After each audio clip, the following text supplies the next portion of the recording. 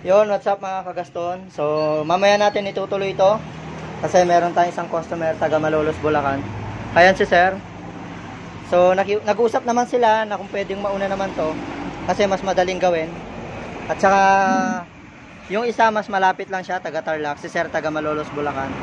So, nag-usap naman sila kung sino, na kung pwedeng isingit ito. Kasi may trabaho pa si sir mamayang gabi. So, bago ang lahat, intro muna.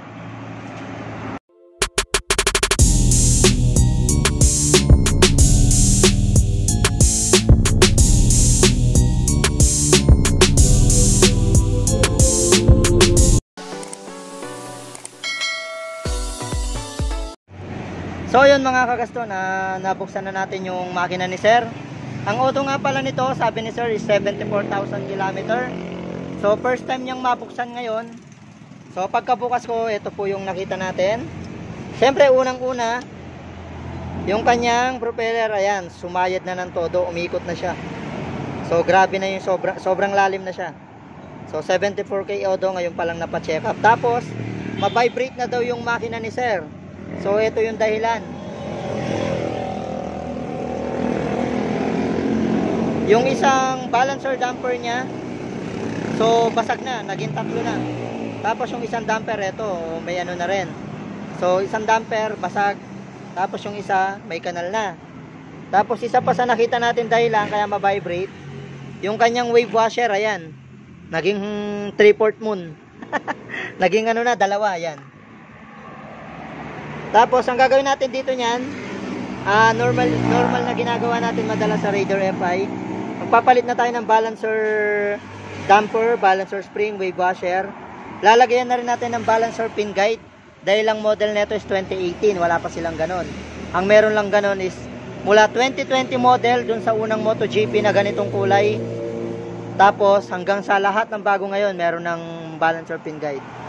So papalitan natin ng water pump oil seal din kasi nga kumayod na siya rito, ayan. So sobrang ingay na nito lalo kapag mainit. So gagawin natin, magpapalit muna tayo. Ituloy natin yung video mamaya kapag umaandar na.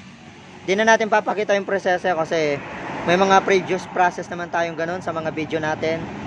Panoorin nyo na lang Nixon Lennon Motovlog sa YouTube channel, sa Facebook page Nixon Lennon Motovlog, and then paki-follow and share na lang yung mga video din natin para magkaroon ng idea yung mga newbie.